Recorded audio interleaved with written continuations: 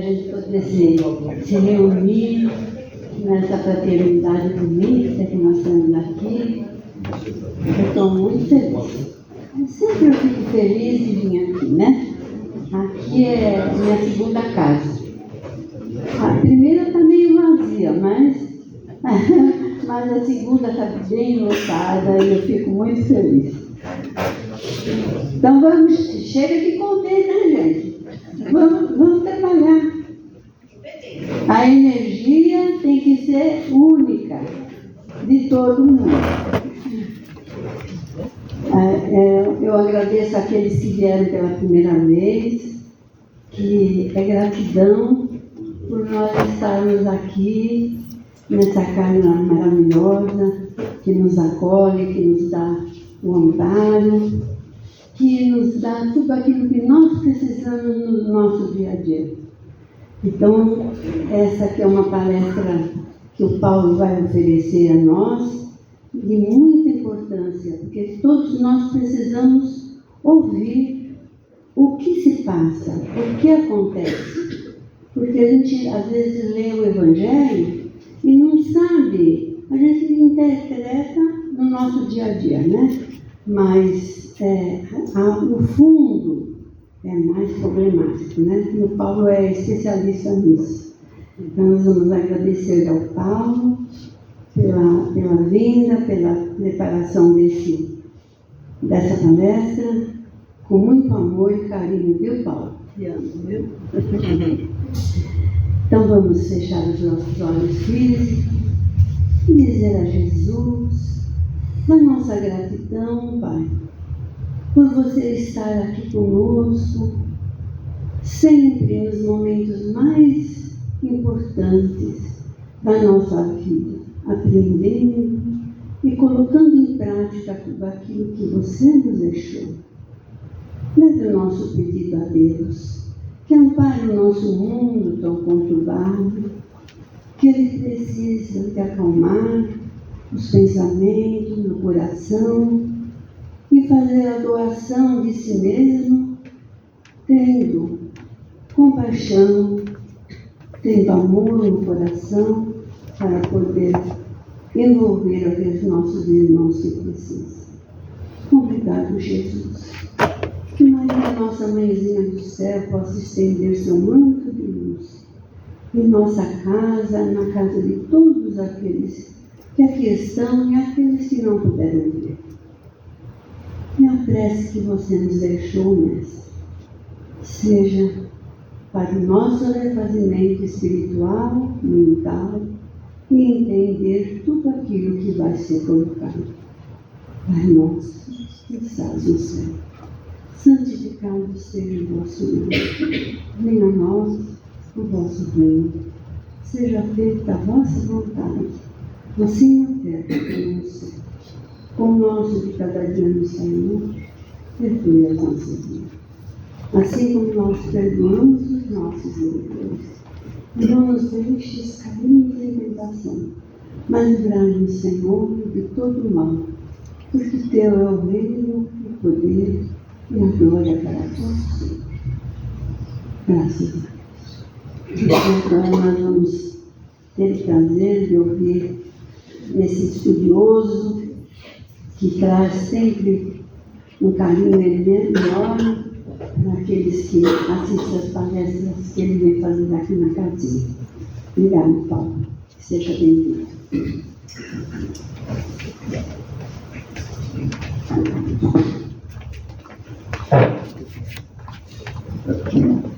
Bom dia, pessoal. Bom dia. Normalmente a gente começa falando boa noite, né? Eu ensaiei muito para não errar. Então vamos lá. Bom, nós vamos falar sobre vícios e dependências, uma visão espírita. Mas por que esse tema? Porque a gente representa aqui na casa o nosso GESAT, o grupo de estudo, socorro e amparo ao alcoolista, tabagista e toxicômano. O GESAT é a base, é a estrutura da casinha. A casinha nasceu em cima dessa tarefa, foi a primeira tarefa da casa. E hoje, todas as quartas-feiras, nós recebemos irmãos com problemas de álcool, drogas, cigarro, familiares que sofrem com essa problemática E ali nós damos toda a orientação para que eles possam, por sua própria conta, se livrar desses males que os afligem. Então, aqueles que são tarefeiros, por exemplo, da quinta-feira aqui, todos aqui são espíritas, né? Ou tem algum visitante? Aqueles que são tarefeiros na quinta-feira, quando fizerem as entrevistas de orientação, de abordagem, ficar atento aos sinais que os nossos irmãos passam, muitas vezes não nas palavras, mas no gestual, nas atitudes, aquilo que ele fala por trás das palavras, para fazer um encaminhamento correto. Porque às vezes a gente manda apenas para o tratamento espiritual, e o problema é um pouco mais profundo. O tratamento espiritual sempre ajuda, sempre, 100% das vezes, mas muitas vezes ele precisa de algo diferenciado. Então nós temos aqui na casa o nosso GESAD, toda quarta-feira, das 19h30 às 21h30. Então, podem convidar, que nós estamos aí prontos para recebê-los. Um aviso importante sobre o assunto que nós vamos tratar hoje. Não se trata de julgamento, não se trata de acusação. Nós vamos falar baseado no Evangelho de Jesus, na doutrina dos Espíritos e nas descobertas recentes da medicina e da ciência. Então, hoje aqui não cabe opinião. Se vocês ouvirem alguma opinião da minha boca, por favor, levantem a mão e falem, isso é sua opinião, né? Porque nós vamos falar de fatos. Porque a gente aprendeu há muitos anos, né? Contra fatos não há argumentos. E a gente sabe que os fatos, eles vão mudando com o tempo. Em 1953, surgiu o primeiro relatório médico comprovando os malefícios do cigarro. 53. A primeira campanha de combate ao fumo surgiu em 1986, 33 anos depois. Até então, a indústria do cigarro ela ficava combatendo todas as informações médicas, dizendo que isso não fazia mal. As pessoas fumantes defendiam o seu direito de fumar, porque isso não fazia mal. E assim nós fomos ouvindo, o meu avô de 92 anos fuma até hoje, faz amor com a esposa dele lá, não tem problema nenhum, e nunca teve. E aí ele morre aos 93 e poderia ter vivido até os 105. E os últimos anos da vida dele seriam os de maiores realizações. E aquilo se perdeu, porque foi tirado pelo cigarro. E só em 1996 se fez a primeira lei antifumo. Quando começou a tirar o cigarro dos restaurantes, começou a tirar o cigarro dos aviões e assim por diante. Por que a gente dá essa introdução? Para a gente ver que como tudo muda, a nossa cabeça, principalmente como espíritas, também precisa mudar. O nosso amigo Manuel Filomeno de Miranda, ele diz que nós chegamos na era da maturidade do espírito. Não dá mais para a gente dizer que não sabe certas coisas. E aí a gente lembra que Jesus, ele disse para nós, mas aquele Consolador, o Espírito Santo, que o Pai enviará em meu nome, esse vos ensinará todas as coisas e vos fará lembrar de tudo quanto vos tenho dito. Hoje nós também sabemos que esse Consolador prometido é a doutrina dos Espíritos. Então Jesus veio e ensinou um monte de coisa, mas eu não disse tudo. Eu vou mandar mais para frente, porque hoje vocês não têm condições de entender. E a doutrina chegou com todas as verdades? Segundo Kardec, não. Lá na Revista Espírita, de 1867, Kardec diz que o Espiritismo ainda não disse a última palavra. Está longe disso, nem sobre as coisas físicas, nem sobre as coisas espirituais. Muitas das descobertas serão frutos de observações ulteriores. Mas nós temos a ciência e a medicina, né? Evoluiu um monte. Então a ciência e a medicina, elas têm a última palavra. Segundo o Manual Diagnóstico Estatístico de Transtornos Mentais do ano passado, eles dizem o seguinte, logo no começo do manual: a medicina é uma ciência em constante evolução. À medida que novas pesquisas e a própria experiência clínica ampliam o nosso conhecimento, são necessárias modificações na terapêutica, de acordo com os padrões aceitos à época da publicação. Então, como a gente vê, as mudanças vão acontecendo. Será que nós temos que continuar com os mesmos pensamentos, acreditando nas mesmas coisas, cometendo os mesmos erros? Ou nós temos que manter a nossa mente aberta? Estar pronto para as novidades do conhecimento que vão se comprovando e colocar isso em prática nas nossas vidas, no nosso dia a dia. Isso é uma responsabilidade que nós temos. Porque nós precisamos seguir o Evangelho de Jesus quando ele nos diz que seja o teu falar sim, sim, não, não. Porque todo o resto que passa disso vem do maligno. Nós tínhamos um companheiro aqui, Ricardo está aí, Rogério, Jairo. O Jairo, nos seus depoimentos, ele fala assim: eu honro em pé, sentado lá fora, aquilo que eu falo aqui dentro. Nós honramos lá fora tudo que nós fazemos dentro do centro espírita? Será que as nossas atitudes lá de fora são iguais, estão para passo com as nossas atitudes dentro de uma casa espírita? Então são perguntas que nós vamos aí respondendo, porque nós precisamos ser livres. Olha só que interessante, o que Emmanuel Kant diz sobre isso? Você só é livre quando faz o que não quer. Uma coisa meio, eu sou livre justamente porque eu posso fazer o que eu quero. Não, você só é livre quando faz o que não quer. Porque quando você faz o que você quer, você está cedendo às suas paixões, aos seus desejos. E os nossos desejos, eles nem sempre são os melhores orientadores para a nossa vida. Quando você faz o que quer, você é escravo dos seus desejos. Aí a gente lembra do Aristóteles que dizia a mesma coisa, né? Sê senhor da tua vontade e servo da tua consciência. Porque a nossa consciência, ela não nos engana. Mas a nossa vontade, ela é resultado dos 5 sentidos. Aquilo que nós tocamos, nós queremos. O sabor que nós sentimos, nós queremos sentir novamente. O cheiro que nós sentimos também nos atrai para alguma coisa, nos leva para algum tipo de lembrança e assim por diante. Então nós precisamos ser os senhores da nossa vontade. Eu tenho determinadas vontades, mas eu não devo ceder a todas elas. Apenas aquelas que realmente me satisfaçam e não me tragam prejuízo. Então nós precisamos fazer todos os dias uma reflexão. E aí eu fui buscar no dicionário que é reflexão. Pensar é o ato de pensar o pensamento. Quem de nós tem esse hábito? Parar e pensar o próprio pensamento. Por que é que o meu pensamento me leva a lugares onde eu não deveria estar? Por que é que o meu pensamento me leva a pensar coisas que só trazem prejuízo a mim e, quando não, o meu pensamento traz prejuízo a outros?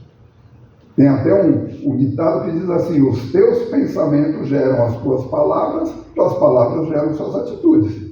E as suas atitudes geram pensamento nos outros. Então o pensamento dos outros nasceu primeiro no nosso pensamento. Quais os pensamentos que eu estou causando nas outras pessoas? Elas estão crescendo espiritualmente graças a isso? Ou eu estou sendo um modelo que não deve ser seguido? Porque nós precisamos pensar muito nisso. Reflexão é o resultado de intensa meditação e de entendimento. Sabe aquele famoso, se dê 10 minutos, para, pensa, conta até 10, meditou, entendeu aquela situação, aí você vai pôr em prática. E ajudando assim a evitar prejuízos precipitados e comportamentos impulsivos. Que é quando a gente chega, olha, ouve e faz aquilo que ouviu, sem sequer pensar, sem sequer reflexionar. Então a gente continua sendo aquele que continua fazendo tudo o que quer. A liberdade não está simplesmente em seguir os nossos desejos imediatos, mas sim em resistir a eles, quando entram em conflito com a razão e a moralidade. A gente resiste a todos os nossos pensamentos que entram em conflito com a razão e a moralidade. Vamos voltar lá em 1953? O cigarro foi provado que fazia mal. Todos resistiram ao ato de fumar até hoje. Essa resistência não acontece. E vamos perguntar, alguém aqui hoje não sabe que o cigarro mata? E o mesmo nós vamos mostrar com todas as outras drogas. Por isso que eu falo que o assunto nosso de hoje, ele é desconfortável. Por quê? Porque ele mexe com o contexto no qual nós estamos inseridos. Ele faz a gente repensar uma série de atitudes nossas e até o convívio que nós temos com pessoas que nós amamos. Por quê? Porque muita coisa nova está surgindo e nós, como os espíritas, não temos mais o direito de alegar esse desconhecimento. Vamos entender a classificação das drogas e da dependência química. Então nós temos o uso, o abuso e a dependência.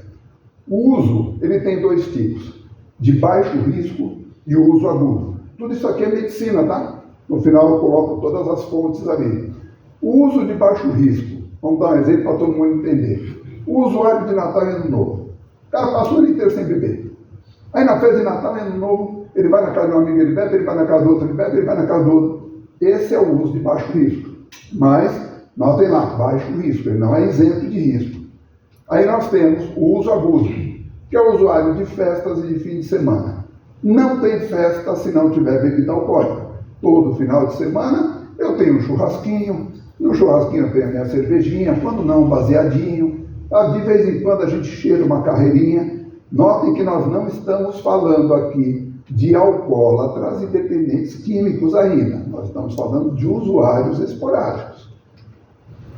Conhecido também como bebedor social ou usuário recreativo. Lá na frente a gente vai falar dessa palavra aqui, recreativo. Guardem ela no bolso.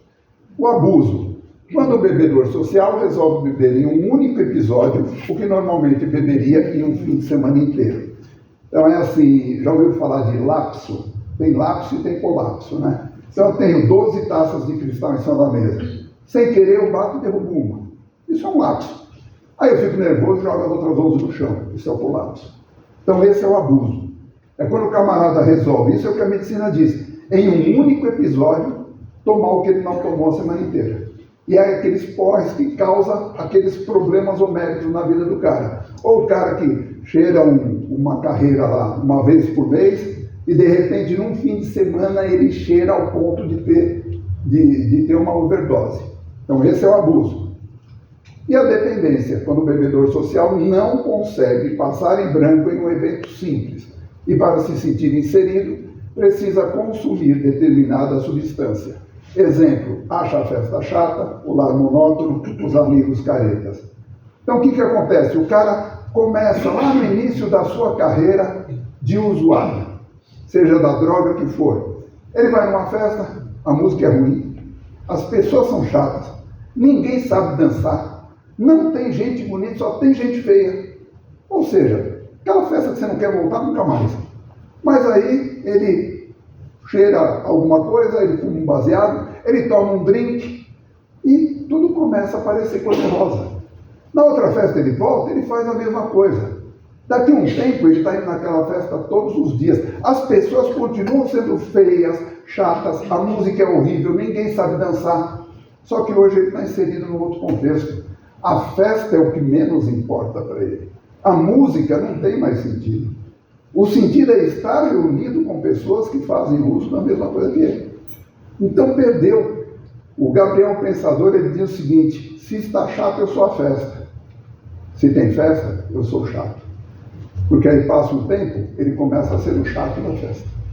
Ele não percebe essa mudança de papel. De repente, ele começa a fazer a festa. E depois ele se torna o chato da festa. Então, onde é que mora o perigo? Porque muita gente pergunta, como é que a pessoa se torna um dependente químico ou um alcoólatra? No tipo da substância ingerida? Então, se eu tomar vinho, cerveja ou pinga, existe uma diferença na quantidade da substância ingerida. Se eu beber 2 litros de cachaça ou se eu beber uma cerveja, na periodicidade da ingestão. Então aquele que bebe todo dia, ele é um cara que tem problema. Mas aquele que bebe de vez em quando, não. Ou aquele que usa droga de vez em quando, não tem problema nenhum. Em se tratando, Dr. Marcelo Parazzi, psicólogo clínico da Associação Paulista de Medicina, de Psicologia.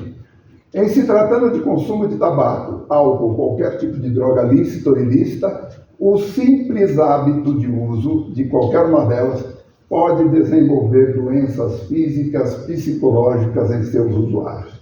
O simples hábito de uso de qualquer uma delas. Mas quem é Dr. Marcelo Parazzi? Não, vamos falar de uma autoridade que pelo menos tenha peso. Então vamos falar do Dr. Ronaldo Laranjeira, psiquiatra brasileiro, coordenador da unidade de pesquisa de álcool e droga da Escola Paulista de Medicina na Universidade de São Paulo, PhD em dependência química na Inglaterra. É consenso entre os especialistas que não existe consumo de álcool tabaco ou qualquer droga isenta de risco. Não existe dose segura. Isso é a medicina e a ciência falando. Então lembram lá atrás, o cigarro começou como uma conversa mole e ninguém acreditava. Hoje todo mundo sabe o que acontece. A mesma coisa. Hoje, graças a Deus, está se falando muito mais a respeito, principalmente da bebida alcoólica, que é a droga mais aceita na nossa sociedade. Tanto que aquele que não bebe é visto como um cara problemático. Existem pessoas que não bebem e isso custa a elas uma progressão no trabalho. Vocês acreditam nisso? A pessoa não é promovida porque ela não participa dos happy hours. É uma pessoa chata, ela é puritana. Então a gente precisa acordar para essa realidade.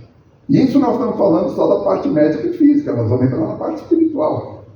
Que são coisas que nós já deveríamos saber, porque foram escritas lá em 1859, quando do lançamento do livro dos Espíritos. Então, segundo a Organização Mundial da Saúde, a partir de 64, ela passou a utilizar o termo dependência química para tratar da questão do uso e abuso compulsivo de drogas lícitas e ilícitas.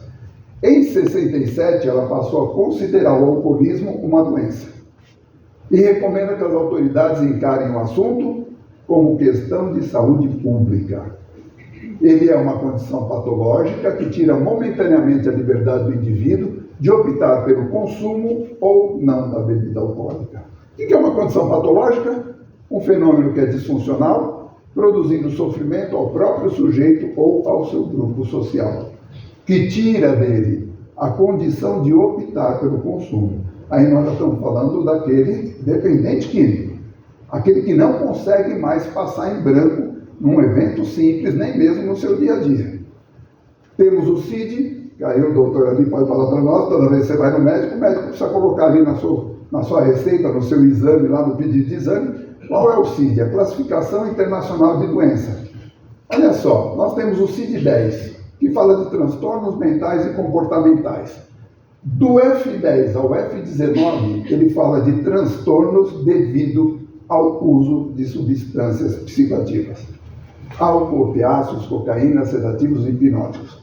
Então, olha só o espectro, a gama de CID que nós temos, falando só de transtornos comportamentais relativos ao uso de qualquer tipo de substância. As compulsões. Quem que falou aqui para mim? O Roberto, né, Roberto? Aí ele falou, eu sou viciado em comer. Mas não, você não é viciado, você tem uma compulsão. Existe uma diferença entre vício e compulsão, e lá na frente a gente também fala disso. CID-10, F50, transtornos de alimentação, disfunção sexual. Do 50 ao 59, compulsões associadas a disfunções fisiológicas e fatores físicos. E pouco conhecido, alguém aqui já tinha ouvido falar nisso? Nós temos o CID-10, F44.3, transtornos de transe e possessão. Já tinha ouvido, doutor? Transtornos de transe e possessão. Distingue sensibilidade mediúnica de doença mental. Então hoje, se você chegar num psiquiatra que é espírita, ele talvez seja capaz de identificar e ele vai colocar esse CID para você. Porque não se trata de um transtorno mental, se trata de um transtorno de sensibilidade mediúnica. E hoje já está lá, no rol das doenças, que o médico pode colocar ali no CID para pedir algum exame. Então, olha só que interessante, é isso que eu falo, todos os dias a ciência muda, todos os dias a ciência descobre novas coisas, e nós precisamos estar prontos para ter esse conhecimento. Apesar de que apenas ter o conhecimento não torna ele conhecimento, né? Precisa ser colocado em prática, que aí ele se torna sabedoria. Ainda de acordo com o censo publicado em 2023, a população do mundo atingiu 8 bilhões de pessoas, mais ou menos no dia 15 de novembro do ano passado. Olha só esses dados, gente.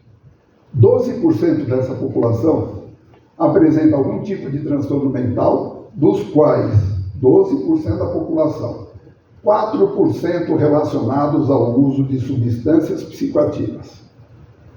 4%. Em números, esses números representam 960 milhões de pessoas no mundo com transtorno mental, das quais 38 milhões e 400 problemas com uso de álcool, drogas, cigarro, substâncias psicoativas. É pouca gente, 38 milhões de pessoas sofrendo de transtornos mentais por conta do uso de substâncias psicoativas? Então vamos lá, e no Brasil? No Brasil hoje, o número de dependentes de algum tipo de droga já ultrapassa 12 milhões de pessoas. Ou seja, algo em torno de 6% da nossa população economicamente ativa. Nós temos hoje em torno de 215 milhões de habitantes no nosso país. 6% da população economicamente ativa, aqueles que deveriam estar produzindo, estão consumindo. Consumindo tempo, consumindo de leitos de hospitais, remédio, dinheiro público, defensores públicos, por conta dos crimes que acontecem, por conta do envolvimento das drogas, do álcool, sabe? Feminicídio, violência doméstica, atropelamentos. A gente vê isso todos os dias. A quantidade de leitos hospitalares ocupados por pessoas com problema de dependência química ou de uso de substância psicoativa é a maior em todos os países da América Latina. Mas tem uma novidade, um dado muito bom. O jovem no Brasil está bebendo cada vez menos. Acreditem, apesar de vocês verem os bares lotados, isso é um estudo que foi apresentado recentemente. O jovem no Brasil bebe cada vez menos. Toda a bebida consumida no território brasileiro, ela é consumida por menos de 50% da população. Mais de 50% não bebe. Só que esse menos de 50% consome muito mais do que outros países. Então bebe demais em quantidade. Desses 12 milhões que nós falamos no Brasil, informação do nosso Herculano de Miranda, desencarnará com 10 a 20 anos de antecedência. Aí os novos estudos que a medicina apresenta para nós, todos os cânceres, os tipos de câncer, estão relacionados ao uso da bebida alcoólica. Por aquele que enche a cara todo dia? Não. Por aqueles que bebem moderadamente e de jeito médio. Aí outro dia eu falei isso numa palestra, eu falei, então a solução é beber bastante. Cada um faz a leitura que quer. Só que hoje, assim como você toma um remédio de 6 em 6 horas, de 8 em 8 horas, a periodicidade que você faz, que você ingere a bebida alcoólica ou outra droga, é que faz com que o organismo ele vá se acumulando. E a gente sabe que o nosso organismo físico, ele é par do nosso organismo espiritual. Nós temos um perispírito que registra tudo aquilo que nós fazemos. Deu para parar para pensar que ninguém vai dormir sóbrio e acorda dependente químico? Ou acorda alcoólatra? Isso precisa começar em algum lugar e não necessariamente nessa existência. Então, como espíritas, é isso que a gente tem que pensar. Isso não aparece do dia para a noite. Isso precisa começar em algum lugar através do hábito. Sem o hábito, isso não vai ocorrer em lugar nenhum. 3 milhões e 600 mil brasileiros desencarnarão na condição de suicidas inconscientes. Já não estamos no meio deles, porque aqueles entre nós que desencarnarem assim serão conscientes, porque já temos a informação. Mas existem aqueles inconscientes que desconhecem esses dados que nós estamos trazendo. Vícios, suas causas e origens. O alcoolismo e a dependência química são causa ou consequência? O que vocês acham? O alcoolismo e a dependência química, eles são causa?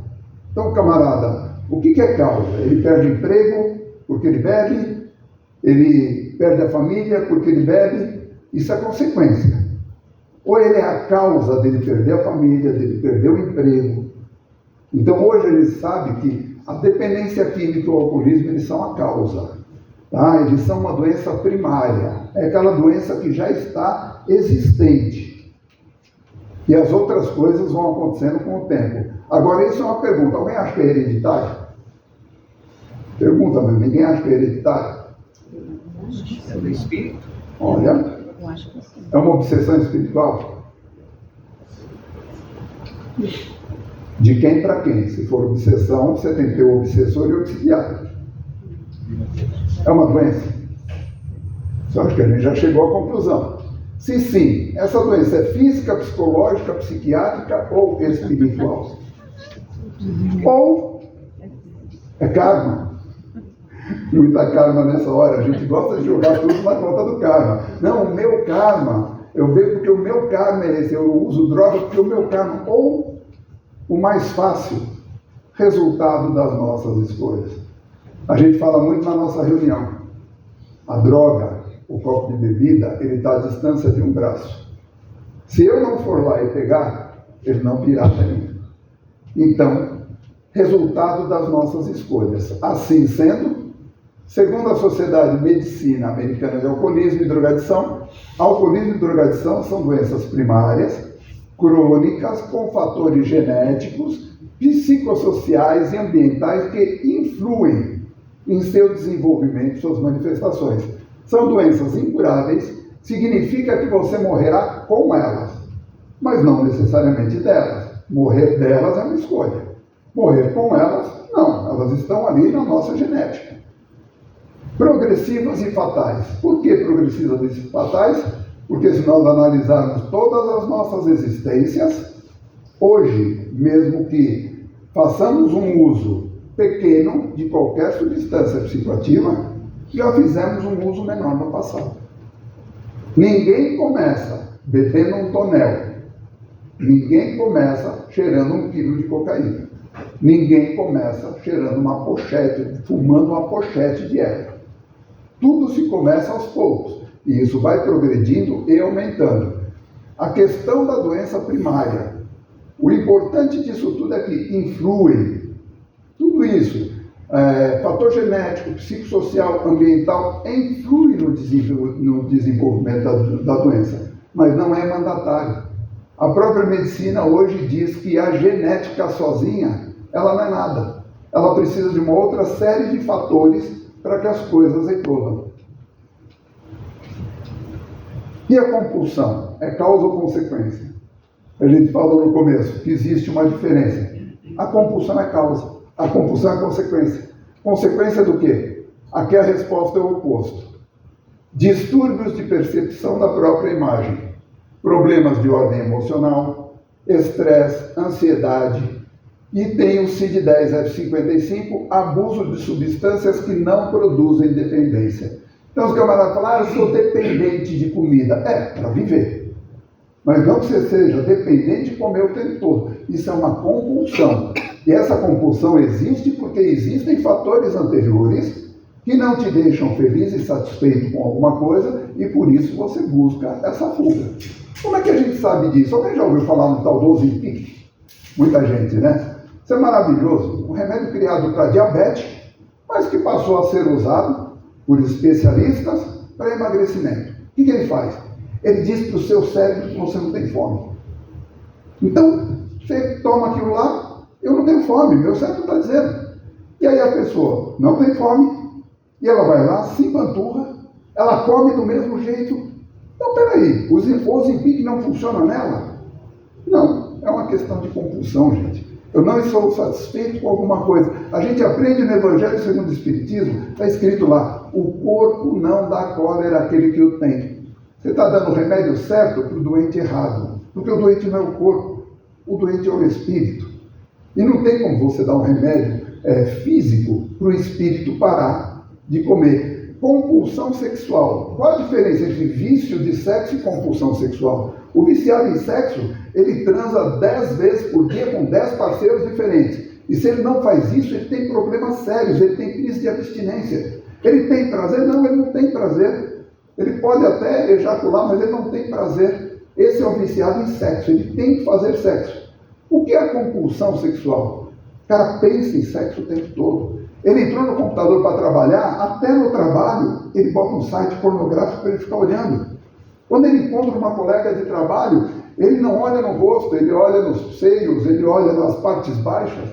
Isso é compulsão. E por quê? Resultado de alguma coisa que o insatisfaz na sua própria vida. Então são coisas bem diferentes. Um é não conseguir deixar de fazer. E o outro é ter vontade de fazer o tempo todo. E quais são as causas? Agora nós vamos pegar aquilo que a gente colocou. Hereditariedade. Para hereditariedade a gente precisa do campo e do agente. Então, nós temos o campo e o agente, aquilo que eu falei, o corpo não dá cólera, aquele que não tem. Todos os vícios e todas as virtudes são inerentes ao espírito. Então nós temos ali, gameta masculino, feminino, papai e mamãe geraram um filhinho, recebemos toda aquela genética. Porém, o espírito que se ligou a esse corpo, ele não tem necessidade de desenvolver o alcoolismo, porque ele nunca bebeu, nem a drogadição, e aí nós encontramos numa mesma família. Sabe, 4 irmãos, 3 bebem, 1 não bebe. 3 usam droga, 1 não usam droga. 2 têm diabetes e outros 2 não têm. Como que a ciência explica? Hoje a medicina já diz, a genética por si só não garante nada. Porque é necessário que exista o agente que vai, é como uma semente colocada no campo. Se a semente precisa eclodir, encontra o campo certo, ela vai eclodir. Se a semente não precisa, ela vai jogar ali e nada vai acontecer. Então, não é genético. A genética sozinha pode muito pouco. É uma obsessão espiritual? Pergunta 459 do Livro dos Espíritos, chamado oral agora. Vamos lá. Influem os espíritos em nossos pensamentos, em nossos atos? Muito mais do que imaginais. Influem a tal ponto que de ordinário são eles que vos dirigem. Estamos o tempo todo sob a orientação da espiritualidade, tanto superior como inferior. O tempo todo eles estão nos dizendo por onde ir, por onde não ir. O que eles desejam que a gente faça, porque são nossos amigos, convidados por nós para conviverem conosco, e o que eles acham que nós não deveríamos fazer. De quem para quem é essa obsessão? E aí, pergunta 467. Pode o homem eximir-se da influência dos espíritos que procuram arrastá-los ao mal? Sem dúvida. Pode, visto que tais espíritos só se apegam aos que pelo seu desejo o chamam, ou àqueles aos que pelos seus pensamentos os atraem.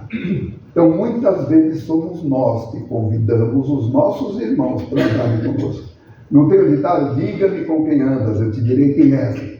Agora tem um outro, diga-me o que fazes, o que falas, o que pensas, eu te direi quem anda com você. Certo? Porque nós atraímos esses irmãos. Mas quando nós atraímos? Quando eu sou um usuário inveterado de droga, quando eu bebo todos os dias? Não necessariamente. Vamos fazer um exercício. Eu, Chico e Eliana, toda sexta-feira, a gente tem tarefa a semana inteira, somos espíritas, somos bons, fazemos a caridade, lemos o Livro dos Espíritos, estudamos, Evangelho no lar, mas toda sexta-feira a gente gosta de se juntar e tomar uma cervejinha. Só que amanhã eu desencarno. Onde eu vou na sexta-feira? Eu não sou obsessor, eu sou amigo deles, toda sexta-feira a gente toma uma cervejinha, uma caipirinha. Eu vou na casa dos meus amigos, eu quero estar com eles. Eu não quero o mal deles, eu quero apenas estar com eles. E se naquele dia eles não quiserem beber, eu sei o que irrita o Chico. Eu vou lá e vou irritar o Chico. E aí o Chico vai beber. Porque eu quero beber com os meus amigos. Então percebem, é um erro muito grande a gente achar que o obsessor ataca alcoólatra, dependente químico. Ele vai ao lado daqueles que fazem uso daquilo que ele precisa. Ele não tem mais corpo físico para fazer isso. Ele necessita de um encarnado. André Luiz vai mais longe. No livro No Mundo Maior, ele diz assim, fica difícil distinguir quem é o copo. O que está em cima da mesa ou o encarnado pelo copo do Espírito bebe. Então, são coisas que a gente precisa pensar. É onde a gente traz os sócios invisíveis. Onde a gente se associa com essas entidades que têm os mesmos gostos que a gente. Não são irmãos que querem nos fazer mal. São pessoas que querem conviver com outros iguais a eles. É uma doença. Os vícios são doenças da alma, filhos do orgulho e do egoísmo. As doenças da alma se dão pelo afastamento das leis divinas. Criamos as nossas próprias doenças através da raiva, da angústia, da tristeza excessiva. Esse livro, No Mundo Maior, do André Luiz, é uma lição em cima da outra a respeito da nossa convivência com os nossos associados invisíveis. Então, filhos do orgulho e do egoísmo. Por quê? A gente já vê no Evangelho segundo o Espiritismo. São as duas maiores chagas da humanidade, o orgulho e o egoísmo. Porque o orgulho não nos permite viver numa sociedade, numa condição onde todos fazem uma coisa e nós não. Eu tenho conhecimento. Isso comigo não acontece. Eu falo sempre isso. O maior erro do ser humano é quando ele diz: ah, mas isso comigo não acontece. Eu tive educação, eu fui bem orientado. Nenhum de nós sabe o dia de amanhã. Existem 10 a 12% da população mundial que terá problemas com as drogas lícitas ou ilícitas. E nós não sabemos quem é esses 10%. Não dá para dizer assim, ah, ele sim, ele não, ele sim, ele não. Isso nós só vamos saber com o tempo. E o egoísmo? Eu quero que tudo seja feito de acordo com aquilo que eu acredito. Eu acreditar numa mentira não a transforma numa verdade. Por isso que existe a busca pelo conhecimento. Para que a gente não passe o resto da vida acreditando que uma mentira é uma coisa boa, é uma verdade que está nos prejudicando. Essa doença é física, psicológica, psiquiátrica ou espiritual. Porque a mente, o senhor do corpo, é acessível ao vício, ao relaxamento e às paixões arruinantes. E geralmente nos traz as doenças da alma, independente do corpo físico, que apenas registra, nesse caso, as ações reflexas. Então, o corpo físico ele não tem nada a ver com isso. Ele é o veículo pelo qual a gente exterioriza tudo aquilo que está no nosso espírito. Só que tudo aquilo que a gente faz com o nosso corpo físico fica registrado no perispírito. E aí, se a gente falar um pouquinho de planejamento reencarnatório, como é que funciona o planejamento? Acho que todo mundo já estudou essa parte. Nós estamos lá, precisamos reencarnar. Quem faz o corpo físico, quem determina o tipo de células que nós teremos no nosso corpo físico? Somos nós mesmos. Porque nós conhecemos as dificuldades pelas quais nós precisamos passar, as provas pelas quais nós temos que superar. Então, nós ajudamos na construção do nosso corpo físico. E ele é feito a partir dos registros do nosso perispírito. Então, se eu registrei um monte de coisa ruim no meu perispírito, não tem como o corpo físico vir 100% saudável. Tudo aquilo que eu registrei vai retornar para esse novo corpo, para que eu possa expiar as minhas faltas, para que eu possa ser provado nas minhas necessidades. É karma o resultado das nossas escolhas? Pergunta 466 do Livro dos Espíritos. Por que permite Deus que os espíritos nos excitem ao mal? Desde que sobre ti atuam influências más, é que as atraís desejando o mal. Porquanto o mal só pode, portanto os espíritos inferiores correm a te auxiliar no mal, logo que desejes praticá-lo. Olha como a gente tem amigos, bastou a gente pensar coisa errada, vem uma avalanche de espíritos que vão nos ajudar a praticar o mal que nós apenas pensamos. Só quando queiras o mal, podem eles ajudar-te para a prática do mal. Terás contigo um bando de espíritos que alimentarão em ti esse intuito. É assim que Deus confia à nossa consciência a escolha do caminho que devemos seguir e a liberdade de ceder a uma ou a outra influência contrária que se exercem sobre nós. O livre-arbítrio sempre livrando Deus da responsabilidade de tudo. A escolha é minha. Sou eu que escolho ir para a direita ou ir para a esquerda, fazer uso de uma substância ou não, em quantidade ou não. Sabe? Aqueles que me acompanham são aqueles que eu convidei para estarem ali. Não dá para a gente se enganar, achar, ele se aproximou de mim e aí eu fiquei mal. Não, se aproximou de mim porque os meus pensamentos o atraíram. Em resumo, o único requisito para alguém se tornar alcoólatra, tabagista ou dependente químico é fazer uso de álcool ou de qualquer outra droga, maconha, cigarro, cocaína. Em qual quantidade? Mais uma vez, professor Ronaldo Laranjeira, basta a simples experimentação. Um dia, numa determinada existência, nós nunca havíamos experimentado nenhum tipo de droga. Álcool, cigarro, o que quer que seja. Naquele dia a gente fez a experimentação. Primeiro registro. Tornamos a repetir aquele hábito. Segundo registro. e se tornou um hábito. E aí o registro vai correndo todos os dias. Isso é cumulativo. Isso é cumulativo. Isso não fica esquecido no passado. Isso vai se acumulando e em determinado momento, quem já ouviu falar das manchinhas da alma? Que é justamente essas manchas do perispírito. Em determinado momento eu preciso limpar tudo isso. E é nesse momento que eu faço um corpo físico que traz a genética para que eu desenvolva alguns tipos de dependência. Porque é ali que eu tenho que limpar o que ali eu sujei. E aí começa, aí a genética passa a influir. Aí no primeiro gole naquela existência, já me dá vontade de um segundo. Aquilo passa a ser, a sociedade mundial ela tem uma paixão secreta pelo álcool. Você conversa com as pessoas e diz assim, você tem problema com álcool? Não. Então, por que você não para de beber? Você fala, porque eu não tenho problema com álcool. Por isso que eu não paro de beber. Pô, mas se eu quisesse, eu parava. Falei, então, vamos fazer um teste? Mas eu já parei uma vez na quaresma. Outro dia chegou um companheiro aqui, deu depoimento, ele falou isso. Falou, eu estou sem beber, nós estamos na quaresma, mas eu estou salivando. Não, mas você não tem problema com álcool. Então, percebe? Então, por que você não para de beber? Justamente porque eu não tenho problema. Então, você não tem problema, para. É tostine, né? Vende mais porque é mais crocante. Então, é isso que a gente precisa entender. Roleta russa, todo mundo conhece? Acho que todo mundo aqui já tem idade para saber disso, né? Isso foi lá na Primeira Guerra ainda, chamou roleta russa, porque um soldado lá da Rússia que inventou esse joguinho. Hoje acho que nem dá para brincar mais, né? Porque eu vejo nos filmes aí, hoje não tem, acho, mais aquele tambor de revólver, né? Tudo enfia o negócio por baixo lá. Mas você punha uma bala só no tambor do revólver, girava e atirava contra a própria cabeça. Quem morre de roleta russa? Quem é azarado? Não, morre de roleta russa quem joga roleta russa. Então esse é o entendimento. Se eu não me meter com as drogas vistas ou ilícitas, eu jamais terei problema com elas. Eu estarei isento disso. Agora, a partir do momento da simples experimentação, eu já estou me condicionando a ter problemas futuros. Então esse é o entendimento que a gente tem que ter. Só morre da brincadeira aquele que se sujeita a brincar.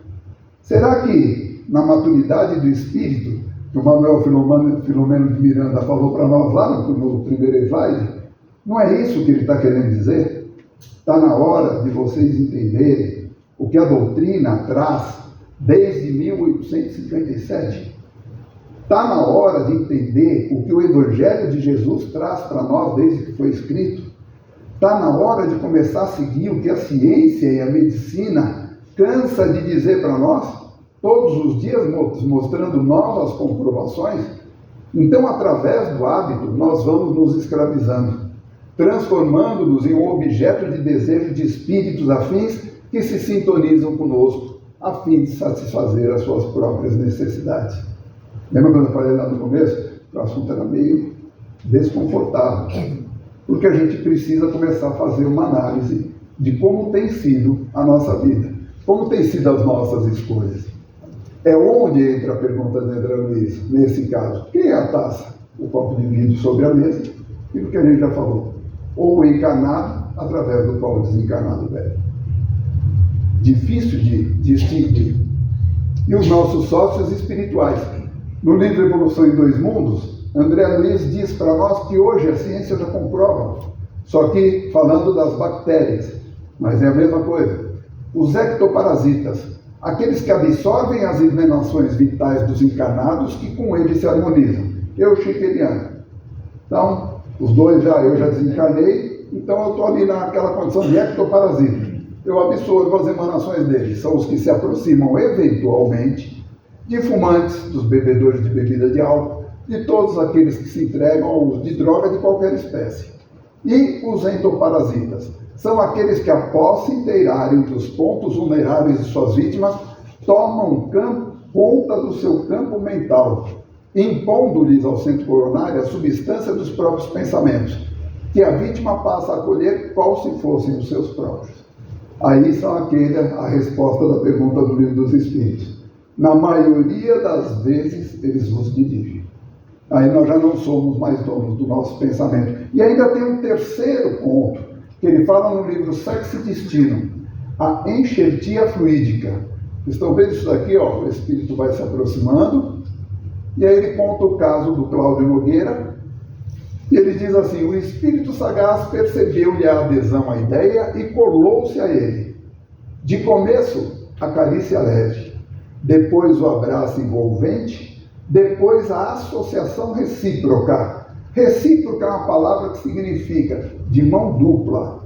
Então a associação recíproca não foi o espírito que lhe tomou, mas ele que permitiu enquanto o espírito se aproximava. Integram-se ambos em exótico sucesso de enxertia fluídica. Algo semelhante a encaixe perfeito como o sapato que se ajusta ao pé. Fundiram-se os dois como se morassem em um só corpo. Aí nós já estamos chegando no caso mesmo de subjugação. Que assim como nós temos aqueles CIDs de transtornos mentais relacionados ao uso de substância psicoativa, a subjugação nada mais é do que isso. Quando nós estamos dando permissão para quem quiser entrar, pode entrar, desde que faça uso daquilo que eu gosto de usar. E esses são os nossos sócios invisíveis, algumas figuras para a gente entender mais ou menos como eles se aproximam, como eles ficam, como eles se aproveitam, porque eles têm a necessidade. E nós precisamos olhar esses irmãos não como pessoas que querem o nosso mal, mas como espíritos doentes, tão doentes como nós, que se aproximam da gente para continuar usando aquilo que eles sempre gostaram. E chegam a esse ponto de fazer boca a boca para a gente. Isso não é só para a fumaça do cigarro. Isso vale para as emanações alcoólicas também. A necessidade é tão grande que eles chegam a fazer um verdadeiro boca a boca. É o vampirismo para poder usar a substância que ele estava tão acostumado. Agora o videozinho. Onde há pensamento, há correntes mentais. E onde existe corrente mental, existe associação. E toda associação é interdependência e influenciação recíproca. No mundo maior do André Luiz. Então nós fazemos essa associação completa com os nossos irmãos desencarnados. Aí eu trouxe... Opa! Cadê o videozinho? Não apareceu aí? Ih, falhou. Bom, eu conto a história do videozinho, tá na mesma. Tem um vídeo, vocês procurem na internet depois. O nome dele é Sozinho. E aí o camarada chega em casa, ele joga a chave do carro, aí ele cumprimenta a mulher, aí ele vai para a geladeira, ela pergunta: e aí, como foi o seu dia? Ele fala: tudo bem, deu tudo certo. Pagou o título? Pagou a duplicata lá? Não paguei, mas amanhã eu pago, vence amanhã. Ele abre a geladeira e estica a mão para pegar uma maçã. Aí o espírito cola nele e fala assim: não, comer não, vamos beber. Aí ele pega e fecha a geladeira e não pega nada. Aí o espírito vai atrás dele e fala: vamos beber. E ele volta na geladeira, abre e pega uma cerveja. Aí fica conversando com a esposa, assunto do dia a dia, e ela fala: olha, estou indo dar aula. Você vai ficar aí? Ele toma uma cerveja, o espírito cola nele e você vê, sugando todas as emanações alcoólicas. E os dois fazem ao mesmo tempo. E aí você percebe, né, a enxertia espiritual. E aí a esposa vai sair para trabalhar e fala para ele: você vai ficar aí sozinho? Ele fala: sozinho, enquanto é enlaçado pelo espírito. Então é isso que acontece. É dessa maneira que eles atuam, sem que a gente sequer perceba. Sabe? Muitas das vezes as nossas vontades não saem da nossa cabeça. Então vamos lá, o videozinho falhou, a gente vai sem videozinho. Então os vícios de onde vêm? Com efeito se observam, lá no Evangelho segundo o Espiritismo, capítulo 17.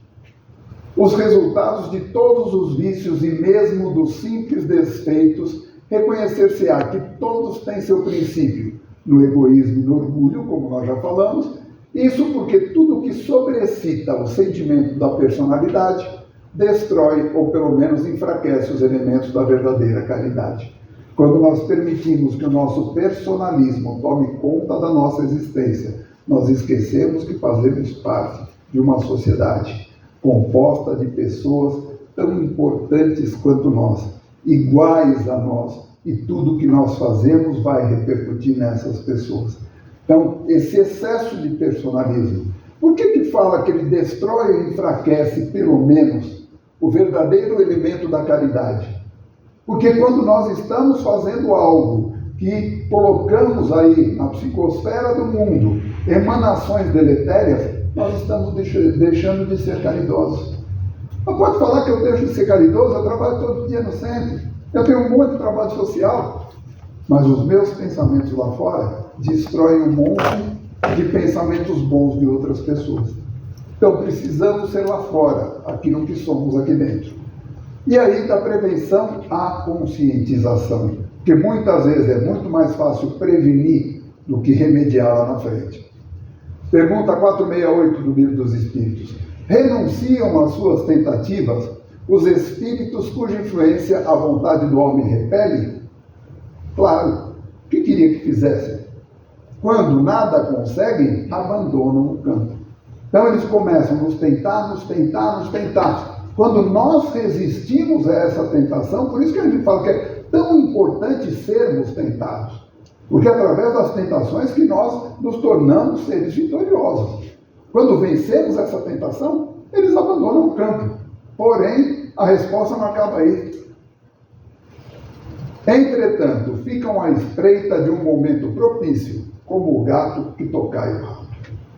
Então aí a gente vê a pessoa estar 10 anos sem fumar, feliz da vida, uma vida saudável, respirando a plenos pulmões. Você acredita? Fiquei 10 anos sem fumar e voltei a fumar. Eles têm a eternidade, gente. Eles têm a invisibilidade, nós não os vemos. Eles estão ao nosso lado constantemente. Basta que a gente baixe a guarda para que eles voltem a se aproximar de nós. E aí eles fazem o que querem. Sem que nós percebamos, voltamos aos antigos hábitos e mais para frente aos antigos vícios. Então o vigiar e orar é de tamanha importância na nossa existência, para que a gente não venha a cair nessas tentações, porque eles estão sempre a postos. Então o que devemos tratar? Precisamos combater em nós o orgulho e o egoísmo. Vamos deixar o orgulho de lado. Se hoje eu aprendi alguma coisa nova aqui, vamos colocar em prática. Sabe? Isso é deixar o orgulho de lado. O que eu sabia até ontem, sem esse conhecimento, eu podia fazer sem problema nenhum. Agora não cabe mais a mim continuar achando que a inocente cervejinha não faz mal nenhum. Sabe, não faz mal nenhum? Por que ele não serve uma cervejinha para o palestrante? Não faz mal nenhum. Você serve na sua casa. Por que você não pode servir aqui para o palestrante? Mas cerveja e centro espírita não combina. Não combina no centro, mas combina em casa? Como é isso? E sem se esquecer que em casa nós não estamos sozinhos. Nós temos ali os espíritos que encarnaram junto com a gente nesse ambiente familiar, sobre os quais nós temos responsabilidade. Um irmão, numa das nossas reuniões, um determinado dia, ele fez assim: comecei a beber muito cedo. Meu pai chegava e falou: pai, eu ia fazer uma festa com ele. Calma, nem cheguei ainda. Me deixa chegar, pelo menos. Aí ele sentava, abria uma latinha. Quando ele dava aquele gole, ele faz assim. Eu falo: a felicidade está ali dentro, eu quero. A felicidade está lá, porque meu pai muda a hora que toma aquilo lá. Ele vira outra pessoa, vira uma pessoa gentil, agradável. Então, perceberam? A nossa responsabilidade é grande. Quer ver um exercício bom da gente fazer? Desencarnou um irmão nosso por conta do uso do álcool. Bebeu até morrer. Morreu com todas as doenças que o álcool poderia causar. Foi lá para o plano espiritual, passou seu tempo no umbral, sofreu como o quê? Foi resgatado, foi tratado, fizeram ali o conselho para trazer ele de volta para a Terra. Então você virá numa família assim. Ótimo. No dia que ele nasce, o pai paga uma rodada de cerveja para todo mundo, charuto para todo mundo. Ele é recebido pelo seu pior inimigo, que vai estar presente no seu aniversário de 1 ano, seu aniversário de 10 anos, na sua formatura, na sua entrada da faculdade. Isso é outra coisa que eu gostaria de saber de onde nasceu. Nós temos que comemorar vitórias com bebida, estourando champanhe. Momentos de alegria da nossa vida precisam ser comemorados com bebidas boas. De onde surgiu isso? Aquilo que mata o meu amigo é aquilo que eu vou levar para o resto da vida. Esse Esse garoto vai crescer, vai se casar, provavelmente terá como convidado no seu casamento também aquele que o matou, que foi o seu algoz, e talvez o leve novamente ao túmulo e à paz espiritual. É exercício que nós temos que fazer. Sem esquecer que aqueles aqui que já são pais e mães, o Evangelho é claro. Deus vos perguntará: o que fizeste do filho que coloquei sob tua responsabilidade? Ah, Senhor, levei para o centro, ensinei o Evangelho, ensinei a rezar, dei educação, mas o exemplo que eu dava dentro de casa, não sei como foi que ele se perdeu. Eu nunca fiz nada para que ele se perdesse. Então, as palavras são muito boas, mas o exemplo arrasta. Então, o exemplo está muito acima de todas as palavras. Assim é a situação do espírita. Essa é a irmã se falando para nós. Trabalhar e estudar são os caminhos da descoberta e fortalecimento. Espíritas, amai-vos, eis o primeiro mandamento, instruí-vos, eis o segundo. Todavia, se ele espírita não se aplica ao serviço essencial da transformação de si próprio, buscando autoconhecimento com o pleno domínio do mundo interior, deixará de semear no seu terreno pessoal as sementes que vão lhe conferir no futuro a liberdade e a farta colheita almejada por ele mesmo. Então não basta apenas trabalhar e estudar, mas buscar o autoconhecimento com o pleno domínio do mundo interior. Eu sou o dono dos meus pensamentos, eu sou o dono das minhas atitudes, eu sou o dono das minhas escolhas. Parar de permitir que os outros continuem escolhendo por nós e pensando por nós. Nós não somos os outros, a nossa mãe já dizia isso, você não é os outros. Então os outros podem, talvez eu não possa. E por que chamais Senhor, Senhor e não fazeis o que eu digo? Está vendo? A gente fala tanto do Evangelho, mas a gente não segue os ensinamentos básicos que o Evangelho traz para nós. Na qualidade de alunos, tarefeiros de Jesus, estamos nos preparando para sermos as cartas vivas do Cristo que o apóstolo Paulo nos falava, atuando como expositores, palestrantes, médiuns passistas, psicógrafos, entrevistadores, doutrinadores, encaminhadores, evangelizadores. Ou seja, servidores do Cristo. Estamos nos preparando para isso.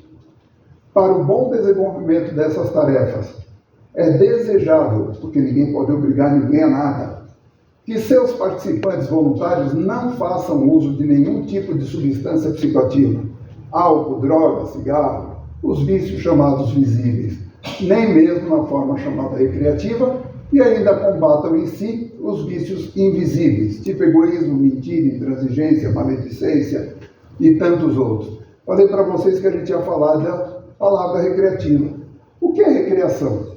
Brincadeira, diversão, um tempo de descanso, né? Tem o recreio nas escolas. Eu posso me divertir com aquilo que mata meu irmão? É justo? É justo que seja uma recreação para mim aquilo que mata o meu irmão, destrói a sua família, tira dele oportunidades, porque ele trouxe essas dificuldades com ele. Talvez a gente pode dizer, mas o problema é dele. Isso é uma coisa que a gente ouve muito, o problema é dele. A gente tem uma frase no nosso Gesat: você quer beber, usar droga, fumar? O problema é seu. Você quer parar? O problema é nosso. Então nós precisamos chamar para nós. Porque se a dor do meu irmão não dói nele, o doente sou eu, não ele. Se a dor do meu irmão não dói em mim, o doente sou eu e não ele. Se eu não consigo sentir a dor daquele que nos procura, então nós não podemos ter atitudes contrárias ao nosso discurso. O faço o que eu digo, mas não faço o que eu faço, não cabe mais no nosso momento. Isso valia lá na Idade Média. Hoje não vale mais. Estamos lidando com sofredores encarnados e desencarnados. O que os encarnados não veem e não sabem é motivo de diversão para os desencarnados. E aí a gente está aqui, vamos se colocar na condição. Eu trabalho na desobsessão e eu estou conversando com o Espírito, eu estou doutrinando o Espírito. E eu digo para ele, mas enquanto você não abandonar os seus vícios, a sua dor será constante. Você continuará nessa sua situação, sentindo essa dor terrível. Eu estou dizendo, peraí, está falando para ele? Você será que você vai tomar uma cervejinha? Final de semana você estava ali curtindo com os amigos, tomando um vinhozinho inocente? Como é que você está falando para o cara que ele não pode fazer? Eu conto isso, e o João sempre me lembra desse ponto, porque nós tivemos um assistido na Porta Fabiana. E eu todos os dias conversava com ele. Marcos, meu amigo, para com isso, você está se matando, você está morrendo.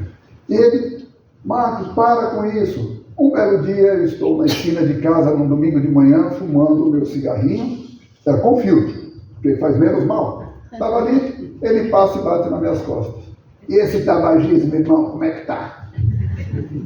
Foi como se ele batesse na minha cara, né? Não nas minhas costas. E até quando ele desencarnou, eu agradecia a ele todos os dias. Falava, você foi o meu salvador. Porque a partir daquele dia, a minha vergonha foi tão grande, eu falei, como é que eu posso dizer para ele, não se mate com o álcool, e eu me matando com o cigarro? Então a gente precisa tomar cuidado. Não cabe mais esse discurso para nós nos dias de hoje. Faço o que eu digo, mas não faço o que eu faço. Aquilo que eu falo, eu tenho que fazer. A gente fala assim, na história do Gandhi lá, que a mãe chegou e falou, Gandhi, fala para o meu filho parar de comer açúcar. E ele falou, volta semana que vem. Na outra semana, a mãe voltou, aí ele fez assim, menino, para de comer açúcar.